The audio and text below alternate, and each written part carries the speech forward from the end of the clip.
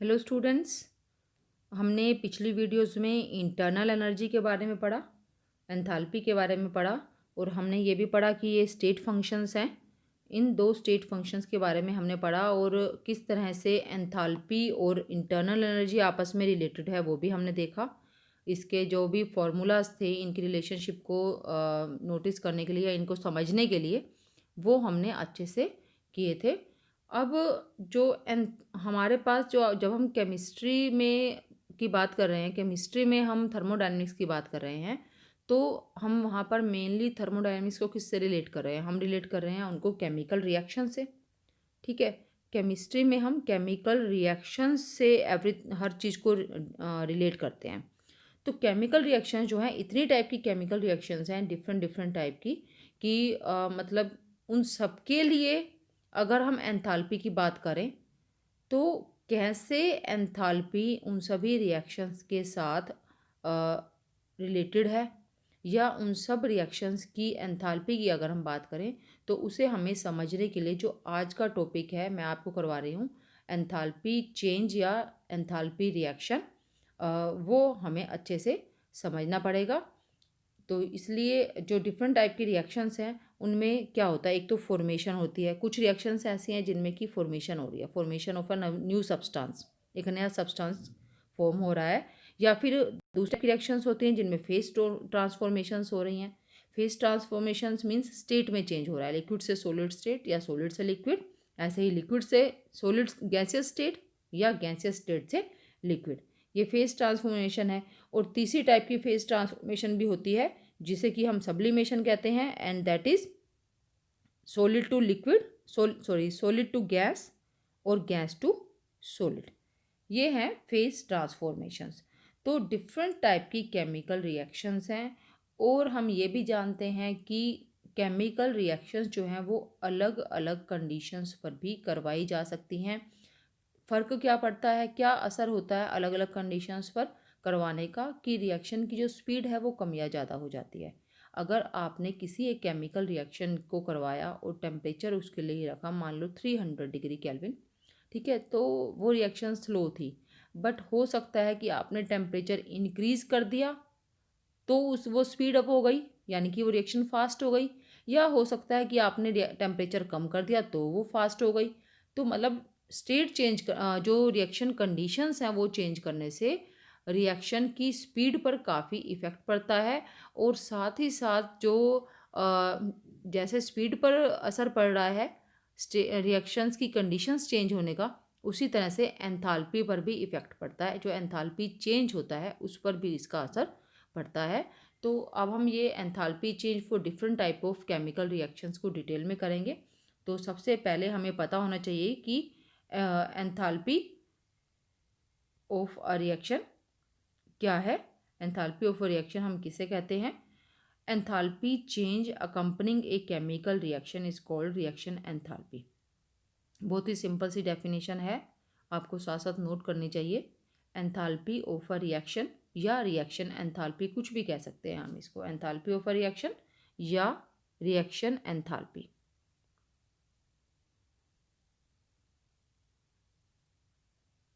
ठीक है, आप कुछ भी इसको कह सकते हो।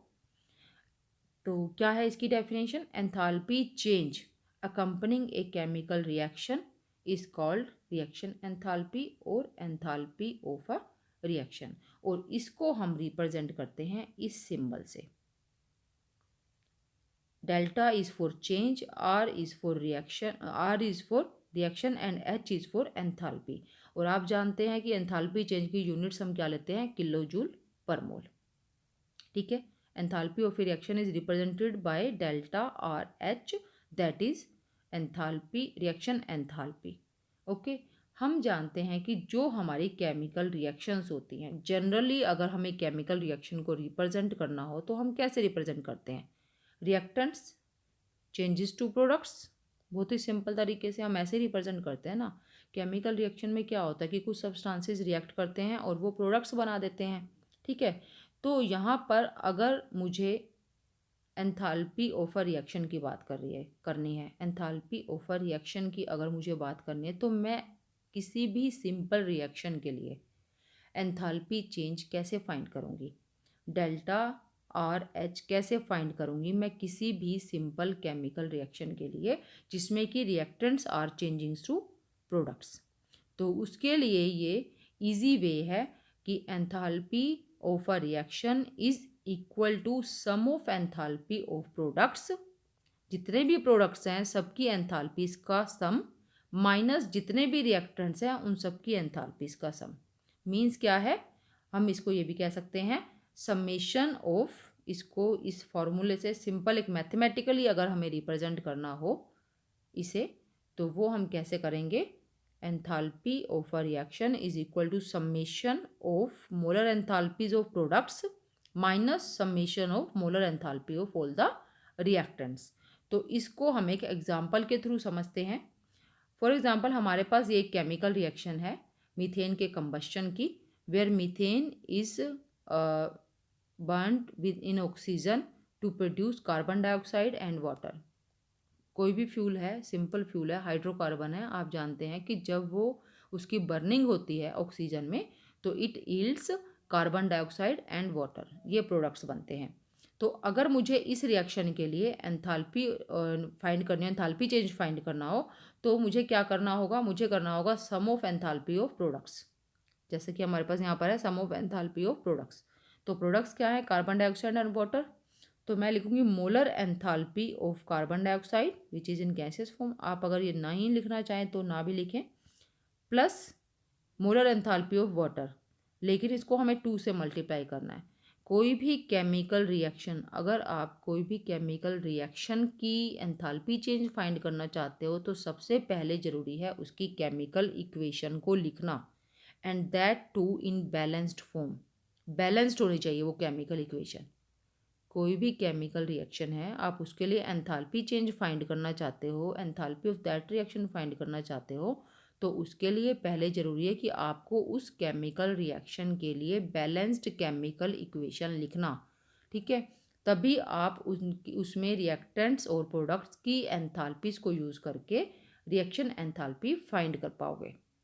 ओके, तो यहाँ हम क्या करेंगे, यहाँ हम जो प्रोडक्ट्स हैं कार्बन डाइऑक्साइड की molar enthalpy plus 2 into molar enthalpy of water, इनका सम करके इसमें से सब्ट्रैक्ट करेंगे sum of enthalpy of methane and 2 into molar enthalpy of oxygen. तो इस तरह से हम इस रिएक्शन के लिए जो कि कंबशन ऑफ मीथेन है एंथैल्पी चेंज फाइंड कर सकते हैं। तो इसीलिए ये जो यहाँ पर इस हमारे मैथमेटिकल जो फॉर्मूलेशन है इसकी, उसमें जो ए आई या बी आई मैंने लिखा है, दिस इज़ फॉर कोफिशिएंट्स, जो यहाँ पर 2 है, यहाँ 2 है, हो सकता है किसी प्रोडक्ट्स के रिएक्टेंट या प्रोडक्ट के साथ 3 हो या 4 हो, तो वो हमें ध्यान रखना है। तो a i and b i represent stoichiometric coefficients of reactants and products.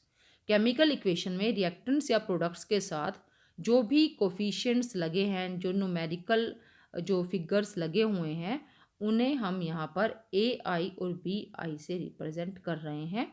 तो जैसे हमने यहाँ पर 2 से मल्टीप्लाई कर दिया और यहाँ पर भी हमने 2 से मल्टीप्लाई कर दिया, ठीक है। तो अब जो है हमें ये ध्यान रखना है कि जो एंथैल्पी चेंज है इसका क्या फ़ायदा क्या है, हम क्यों बात कर रहे हैं किसी भी केमिकल रिएक्शन के एंथैल्पी चेंज की, या हम क्यों बात कर रहे हैं रिएक्शन एंथैल्पी की। क्योंकि रिएक्शन एंथैल्पी जो है ना, हम जानते हैं कि हमारी जो बड़ी बड़ी केमिकल बेस्ड इंडस्ट्रीज़ हैं, जहाँ पर भी जिन भी इंडस्ट्रीज़ में केमिकल्स का यूज़ होता है वहाँ केमिकल रिएक्शंस होती हैं। केमिकल रिएक्शंस होती हैं तो सब्सटेंसेस को, रिएक्शन मिक्सचर को कितना हीट करना है, कितना कूल करना है, वो सब पता लगाया जाता है रिएक्शन एंथैल्पी से।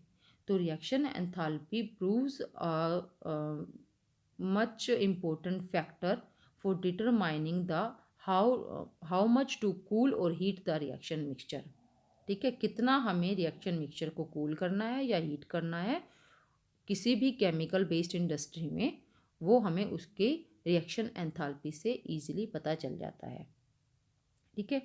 तो अब हम बात करते हैं स्टैंडर्ड एंथैल्पी की। तो हम जानते हैं कि जो केमिकल रिएक्शंस होती हैं, जैसे मैंने आपको स्टार्टिंग में ही बताया कि कोई केमिकल रिएक्शन किसी टेम्परेचर और प्रेशर पर हो रही है, अगर मान लिया हमने कि उसका टेम्परेचर या प्रेशर की कंडीशंस चेंज कर दी, कम कर दिया या बढ़ा दिया, तो रिएक्शन की स्पीड पर उसका असर पड़ सकता है। वैसे ही अगर कंडीशंस अलग हैं, जो रिएक्शन एंथैल्पी होती है वो टेम्परेचर पर डिपेंड करती है, प्रेशर पर डिपेंड करती है। किन कंडीशंस में रिएक्शन हो रही है उसका जो रिएक्शन एंथैल्पी होगी वो उन कंडीशंस पर डिपेंड करती है। तो फिर जब हम किसी भी केमिकल रिएक्शन के लिए एंथैल्पी चेंज की बात करेंगे तो हमें तो ये ध्यान रखना पड़ेगा कि उसका क्या टेम्परेचर था और हमें अब किस टेम्परेचर पर उसको यूज़ करना है, क्या प्रेशर था, हमें अब किस प्रेशर पर उसे यूज़ करना है, या कंसंट्रेशन क्या थी उसमें रिएक्टेंट्स और प्रोडक्ट्स की। तो इन सब चीज़ों को अवॉइड करने के लिए क्या किया कि ये सोचा गया कि इन कंडीशंस को फिक्स कर लिया जाए। किसको फिक्स कर लिया जाए? टेम्परेचर, प्रेशर और जो कंसंट्रेशन है सब्सटेंसेस की, सब्सटेंसेस मीन्स यहाँ पर रिएक्टेंट्स एंड प्रोडक्ट्स, उनको फिक्स कर लिया जाए। ठीक है, तो अब जो फिक्स करके जो कंडीशंस आएंगे उनको क्या बोलेंगे? Standard conditions. कंडीशंस को स्टैंडर्डाइज कर लिया गया कि फिक्स कर लिया गया कि आप एंथैल्पी चेंज की जो वैल्यू दी जाएगी ना, जैसे आप जानते हैं कि कुछ भी ऐसे जैसे कि बॉइलिंग पॉइंट्स होते हैं सब्सटेंसेस के, उनकी टेबल्स आप जानते हैं कि बनी हुई होती हैं, लेबोरेटरीज़ में मिलती हैं या फिर बुक्स में मिलती हैं, या बॉइल मेल्टिंग पॉइंट्स की टेबल्स भी मिलती हैं, या आपने काफ़ी बार जो इलेक्ट्रोड पोटेंशियल है उनकी टेबल्स भी देखी हैं। ठीक है, तो ऐसे ही जो अगर हमें टेबल दी हुई है एंथैल्पी रिएक्शन और एंथैल्पी की, उसके अंदर वेरियस केमिकल रिएक्शंस के लिए हमें एंथैल्पी स्टैंडर्ड एंथैल्पी उनकी दी हुई है, सॉरी एंथैल्पी चेंज दिया हुआ है उनका। तो वो ये फिक्स कर लिया गया कि वो एंथैल्पी चेंज की वैल्यू जो है वो इन्हीं कंडीशंस पर ही देनी है हमें। ठीक है, कि टेम्परेचर इतना होना चाहिए, प्रेशर इतना होना चाहिए और कंसंट्रेशन इतनी होनी चाहिए। तो उन कंडीशंस को क्या बोलेंगे हम? स्टैंडर्ड कंडीशन, जो सबके लिए सेम है वो स्टैंडर्ड कंडीशंस हैं। ठीक है, और स्टैंडर्ड कंडीशंस जो हैं स्टैंडर्ड, जब हम इन रिएक्शन को स्टैंडर्डाइज कर लेते हैं, इन कंडीशंस को स्टैंडर्डाइज कर लेते हैं, तो जो एंथैल्पी ऑफ रिएक्शन है वो बन जाती है स्टैंडर्ड एंथैल्पी ऑफ रिएक्शन, और उसको हम रिप्रेजेंट करते हैं इस तरह से, ये सर्कल लगाकर ऊपर। ठीक है, ये सर्कल लगाकर हम उसको स्टैंडर्ड, इसका इस सर्कल का इस सुपर स्क्रिप्ट का मतलब है कि स्टैंडर्ड कंडीशन के लिए ये एंथैल्पी चेंज दिया हुआ है। ठीक है, आप इसको साथ साथ नोट कर लो। अब हम बात करते हैं कि ये स्टैंडर्ड कंडीशंस हैं क्या। अगर फिक्स किया तो हमें पता होना चाहिए क्या है। तो प्रेशर आपको ध्यान रखना है कि 1 बार होना चाहिए, और जो पार्टिसिपेंट्स हैं, पार्टिसिपेंट्स यहाँ पर मतलब है रिएक्टेंट्स भी और प्रोडक्ट्स भी, जितने भी रिएक्टेंट्स हैं जितने भी प्रोडक्ट्स हैं वो सभी प्योर स्टेट में होने चाहिए। ठीक है, और टेम्परेचर जो है यहाँ यूजुअली 298 लिया जाता है। टेम्परेचर कुछ और भी हो सकता है लेकिन फिक्स होना चाहिए टेम्परेचर, लेकिन यूजुअली जो स्टैंडर्ड कंडीशंस दी जाती हैं, अप्लाई की जाती हैं रिएक्शन एंथैल्पी बताने के लिए, उनमें टेम्परेचर इज़ 298 केल्विन। ठीक है, तो अगर मैं कह रही हूँ किसी लिक्विड की बात कर रही हूँ, मैं कह रही हूँ कि उस लिक्विड की स्टैंडर्ड स्टेट, मैंने बोला कि standard state of liquid at 300 kelvin, मैंने ये बोल दिया। ठीक है, तो आपको क्या समझना है? आपको समझना है कि वो लिक्विड जो है वो प्योर स्टेट में है और किस प्रेशर पर है? 1 बार पर है, और टेम्परेचर फिक्स है। क्या टेम्परेचर है? At 300 kelvin. ये आपको ध्यान रखना है यहाँ पर। ठीक है, standard state of a liquid at 300 kelvin means pure, that liquid is pure at 1 bar, pressure 1 bar होना चाहिए और टेम्परेचर 300 केल्विन जो कि बताया हुआ है। अब हमें standard enthalpy of a reaction की डेफिनेशन भी आनी चाहिए। बहुत ही सिंपल है, आपको क्या करना है? It is enthalpy, reaction enthalpy, या it is change in an enthalpy for that reaction when all the participants are in their standard states. Standard enthalpy for a reaction जो है, उस रिएक्शन के लिए चेंज इन एंथैल्पी की हम बात कर रहे हैं जब सारे के सारे पार्टिसिपेंट्स जो हैं, यानी कि रिएक्टेंट्स और प्रोडक्ट्स जो हैं, वो सभी अपनी स्टैंडर्ड स्टेट में हैं। ठीक है, बहुत ही सिंपल डेफिनेशन है। और स्टैंडर्ड स्टेट भी आपको इसलिए थोड़ा सा मैं बता रही हूँ, स्टैंडर्ड स्टेट का क्या मतलब है, आप इसको नोट डाउन कर सकते हो। स्टैंडर्ड स्टेट बता चुकी हूँ पहले भी, it means pure form of that substance eight 1 बार, ठीक है, एट फिक्स टेम्परेचर, ये भी आप साथ में नोट कर लीजिए, pure form of that substance eight 1 bar at constant या फिक्स टेम्परेचर, ठीक है। तो ये था स्टैंडर्ड एंथैल्पी ऑफ रिएक्शन। अब हम बात करते हैं, एक टाइप की केमिकल रिएक्शंस ले रहे हैं, फेज ट्रांसफॉर्मेशंस, जो मैंने आपको स्टार्टिंग में बताया, जहाँ पर कि मैटर की स्टेट चेंज हो रही है, लिक्विड से सॉलिड, सॉलिड टू लिक्विड, या liquid to gas, gas to liquid, and solid to gas और गैस टू सॉलिड। तो standard enthalpy changes during phase transformation की हम बात करेंगे। तो सबसे पहले हम लेते हैं मेल्टिंग। मेल्टिंग को फ्यूज़न भी कहते हैं, ठीक है। इसमें क्या होता है, सॉलिड मेल्ट होता है, एक ठोस सब्सटेंस जो है वो लिक्विड में कन्वर्ट होता है, मेल्ट होता है। तो हम एग्जांपल ले रहे हैं यहाँ पर वाटर का। When water in solid state, जब वाटर सॉलिड स्टेट में है तो उसे क्या कहते हैं, ice is changing into liquid water. इसको हम लिक्विड वाटर लिख लेते हैं, because ice is also water, ठीक है। तो when ice get converted to liquid water, इसे हम मेल्टिंग कहते हैं, फ्यूज़न कहते हैं। इस प्रोसेस के लिए जो स्टैंडर्ड एंथैल्पी है वो क्या होगी, डेफिनेशन क्या होगी इसकी, स्टैंडर्ड एंथैल्पी ऑफ फ्यूज़न कहेंगे, क्योंकि ये रिएक्शन का नाम क्या है, ऐसी केमिकल रिएक्शन का नाम क्या है, it is known as melting और फ्यूज़न। इस प्रोसेस का नाम क्या है, इस प्रोसेस का नाम है फ्यूज़न। एक्चुअली ये एक फिजिकल चेंज है, बट यहाँ पर एंथैल्पी चेंज जो है इसको अकम्पनी करता है। ये एक केमिकल रिएक्शन नहीं है, फ्यूज़न जो है that is a simple physical change. आपने 9th 10th में पढ़ा है कि ये एक भौतिक परिवर्तन है, नॉट ए केमिकल चेंज। यहाँ कोई नया सब्सटेंस नहीं बन रहा है, ये एक केमिकल चेंज नहीं है, ये फिजिकल चेंज है, भौतिक परिवर्तन है, नॉट अ रासायनिक परिवर्तन, है ना। तो इस प्रोसेस का नाम है फ्यूज़न या मेल्टिंग। तो हम इसको यहाँ पर रिएक्शन ना लिखकर हम लिखेंगे स्टैंडर्ड एंथैल्पी ऑफ फ्यूज़न, उसकी हम बात कर रहे हैं। तो डेफिनेशन क्या है इसकी, it is change in enthalpy, change in enthalpy when 1 mole of solid substance melts at a constant temperature and standard pressure. It is change in enthalpy when 1 mole of solid substance melts at a constant temperature and standard pressure. 1 bar bracket में मैंने लिखा है, ये 1 bar pressure होना चाहिए, ठीक है, और सब्सटेंस जो है वो 1 मोल होना चाहिए, ठीक है।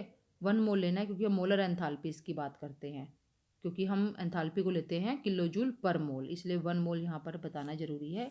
It is change in enthalpy when 1 mole of solid substance melts at a constant temperature and standard pressure. तो यहाँ कांस्टेंट टेम्परेचर हम कह रहे हैं, तो क्या है वो कांस्टेंट टेम्परेचर, हमें ये पता है, और अगर नहीं पता है आप लोगों को तो आपको पता होना चाहिए कि जब आइस मेल्ट होती है, तो जब तक सारी आइस मेल्ट नहीं हो जाती तो टेम्परेचर कांस्टेंट रहता है, चेंज नहीं होता है। और वो क्या टेम्परेचर है जिस पर आइस मेल्ट करती है, उसे हम क्या बोलते हैं, melting point of water, melting point बोलते हैं, ठीक है, मेल्टिंग पॉइंट ऑफ आइस हम कह सकते हैं। और वो क्या होता है, 0 डिग्री सेल्सियस, या अगर हम उसको केल्विन में कहें तो दैट इज़ 273 डिग्री केल्विन, ठीक है। क्या है वो temperature, fix temperature 0 degree Celsius और 273 डिग्री केल्विन। तो इसके लिए जो एंथैल्पी ऑफ फ्यूज़न है, when ice changes to liquid water, तो ये क्या है, it is 6.00 kilo joule per mole, ठीक है। When ice changes to liquid water, when ice changes to liquid water, enthalpy of standard enthalpy of fusion is 6.00 kilojoule पर mole.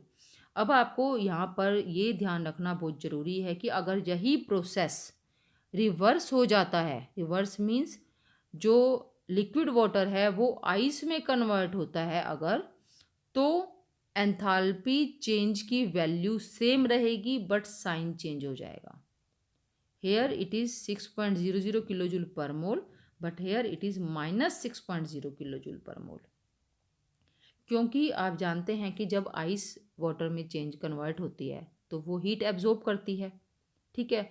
लेकिन अगर liquid water को आइस में कन्वर्ट करना है तो क्या होगा, हीट इवोल्व होगी, जो हीट जो है वो सराउंडिंग्स के पास जाएगी, तो वहाँ पर जो एंथैल्पी चेंज है वो नेगेटिव हो जाएगा। Standard enthalpy of fusion for liquid water, for fusion नहीं, यहाँ पर फ्रीजिंग, क्योंकि लिक्विड वाटर वहाँ पर फ्रीज होगा, it is freezing, FRE, you can note down, and this is fusion, ठीक है। ये था एंथैल्पी ऑफ फ्यूज़न। अब हम बात करते हैं enthalpy of vaporisation. Vaporisation means Hindi में हम कहेंगे वाष्पीकरण, ठीक है। और वाष्पीकरण क्या होता है, when liquid get converted to vapours या गैसियस स्टेट। जब कोई लिक्विड अपने गैसियस स्टेट में चेंज हो जाता है तो that is known as vaporisation, और हिंदी में वाष्पीकरण। तो यहाँ भी हम वाटर का एग्जांपल ले सकते हैं। लिक्विड वाटर जब अपने वेपर्स में कन्वर्ट हो जाता है तो अब यहाँ पर आपको ये बताना है कि किस टेम्परेचर पर ऐसा होगा। आप अपने आप से ही अपने माइंड में सोच सकते हैं कि किस टेम्परेचर पर ये होगा। जो वाटर है, लिक्विड वाटर, वो वेपर्स में किस टेम्परेचर पर कन्वर्ट होता है, बॉइलिंग पॉइंट में, बॉइलिंग पॉइंट पर, मतलब कि वो बॉयल हो रहा है एक्चुअली यहाँ पर, ठीक है। अगर हम टेम्परेचर कांस्टेंट ले रहे हैं तो हम बॉइलिंग पॉइंट लेते हैं। एक्चुअली जो वाष्पीकरण है वो तो इवेपोरेशन तो हर टेम्परेचर पर होती है वाटर की, लेकिन जो बॉइलिंग है, उबलना, वो सिर्फ बॉइलिंग पॉइंट पर ही होता है। और ये जैसे कि आइस जब तक सारी मेल्ट नहीं हो जाती, टेम्परेचर कांस्टेंट रहता है, 0 डिग्री सेल्सियस रहता है, बिल्कुल उसी तरह से ही जब तक सारा का सारा वाटर बॉयल नहीं हो जाता, इवेपोरेट नहीं, यहाँ मैं इवेपोरेट नहीं कह रही हूँ, यहाँ मैं बॉयल कह रही हूँ, जब तक सारा वाटर बॉयल नहीं हो जाता तब तक टेम्परेचर फिक्स रहता है और उस टेम्परेचर को बॉइलिंग पॉइंट कहते हैं। And that is for water 100 degree Celsius और 373 डिग्री केल्विन। ये है टेम्परेचर, किस टेम्परेचर पर जो सारा का सारा सब्सटेंस वेपर में कन्वर्ट होगा, वो है 100 डिग्री सेल्सियस, 373 डिग्री केल्विन। और इसकी डेफिनेशन अगर हम बात करें, बिल्कुल सेम टाइप से डेफिनेशन लिखनी है आपने, सिर्फ वहाँ पर आपने मेल्टिंग लिखा था, स्टेट्स चेंज करनी है ओनली, ठीक है। बिल्कुल सेम टाइप की, आपको जब पता है कि वेपराइजेशन का मतलब क्या है तो आप एंथैल्पी चेंज की भी डेफिनेशन लिख सकते हो। Standard enthalpy of vaporisation is enthalpy change when 1 mole of a liquid substance changes to its vapor state at constant temperature and standard pressure। और वो स्टैंडर्ड प्रेशर है 1 बार और टेम्परेचर है 373 डिग्री केल्विन। और यहाँ पर जो स्टैंडर्ड एंथैल्पी ऑफ वेपराइजेशन है, इसके लिए वो है +40.79 किलो जूल पर मोल। किस प्रोसेस के लिए है ये, when liquid water changes to water vapor। लेकिन अगर प्रोसेस रिवर्स हो जाए, वाटर वेपर से लिक्विड वाटर में चेंज हो रहा है, 1 mole of water vapours are changing to liquid water, condensation हो रही है मीन्स, ठीक है। कंडेंसेशन ही कहते हैं ना इसको, जब वेपर्स जो हैं वो लिक्विड में कन्वर्ट होते हैं, यानी कि हिंदी में हम कहते हैं उसको संघनन, है ना। तो उस टाइम पर जो एंथैल्पी चेंज है, स्टैंडर्ड एंथैल्पी चेंज, उसकी वैल्यू तो सेम रहेगी 40.79, बट साइन जो है वो माइनस का हो जाएगा, ठीक है। और यहाँ पर मैंने COND मीन्स condensation, standard enthalpy of condensation is -40.79 kilo joule per mole when water vapour get converted to liquid water, ठीक है। इसके बाद है जो थर्ड फेज ट्रांसफॉर्मेशन है, वो है स्टैंडर्ड एंथैल्पी ऑफ सब्लिमेशन। और सब्लिमेशन क्या है, हम जानते हैं, sublimation is the process when solid substance changes to gaseous state without passing through liquid state. जब एक सॉलिड सब्सटेंस गैसियस स्टेट में कन्वर्ट होता है बिना अपनी लिक्विड स्टेट से गुजरे, सीधा वो गैसियस स्टेट में चला जाता है, तो उस प्रोसेस को सब्लिमेशन कहते हैं। ठीक है, और गैस टू सॉलिड होता है तो भी सब्लिमेशन ही कहते हैं। दोनों ही केसेस में सब्लिमेशन कहते हैं, और हिंदी में इसे कहते हैं ऊर्ध्वपातन। आपने ये भी 9th क्लास में किया हुआ है, ऊर्ध्वपातन। ठीक है, अब इसकी डेफिनेशन बिल्कुल उसी तरह से ही इसकी डेफिनेशन है। It is enthalpy change when 1 mole of A solid substance sublimes at a constant temperature and standard pressure। ठीक है, it is enthalpy change when 1 mole of a solid substance sublimes at a constant temperature and standard pressure। तो वैसे तो जो water है उसके बारे में आपने कहीं देखा या सुना नहीं होगा कि आइस जो है वो डायरेक्टली वेपर्स में कन्वर्ट हो गई है, बट क्योंकि मैं वाटर के एग्जांपल से रही हूँ इसलिए मैं यहाँ पर ये भी इसमें भी वाटर का ही एग्जांपल ले रही हूँ। इसकी भी एंथैल्पी ऑफ सब्लिमेशन तो होती ही है, and that is +51.04 kilo joule per mole. आपने वैसे कहीं नहीं सुना होगा कि आइस डायरेक्टली वाटर वेपर्स में कन्वर्ट हो गई। आप हमेशा यही सुनते हैं कि आइस जो है वो पहले मेल्ट होती है, लिक्विड में कन्वर्ट होती है, फिर वो लिक्विड स्टेट से किस में जाती है, गैसियस स्टेट में जाती है। तो क्योंकि मैं एग्जांपल ले रही हूँ इसके, तो इसकी एक्चुअल में वैल्यू यही है, standard enthalpy of sublimation for ice, it is for ice. ठीक है, आप इसको ब्रैकेट में लिख सकते हो। क्योंकि मैं आइस क्यों लिख रही हूँ, क्योंकि हम ice to water vapour change हो रहे हैं तो भी हम सब्लिमेशन कह रहे हैं, वाटर वेपर टू आइस हो रहा है तो भी हम सब्लिमेशन कह रहे हैं। इसलिए it is standard enthalpy of sublimation for ice is +51.04 kilo joule per mole. लेकिन अगर वाटर वेपर से आइस में कन्वर्जन हो रहा है तो it will be standard enthalpy of sublimation for water vapour is -51.04 kilo joule per मोल।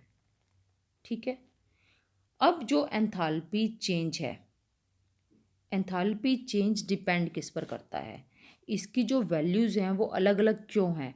अब जैसे कि अगर मैं बात कर रही हूँ आइस की, तो आइस के लिए जो enthalpy standard enthalpy of sublimation है वो है +51.04 किलो जूल पर मोल। ठीक है, लेकिन अगर मैं बात करूं कार्बन डाइऑक्साइड की, कार्बन डाइऑक्साइड का तो सब्लिमेशन होता है, आपने सुना है।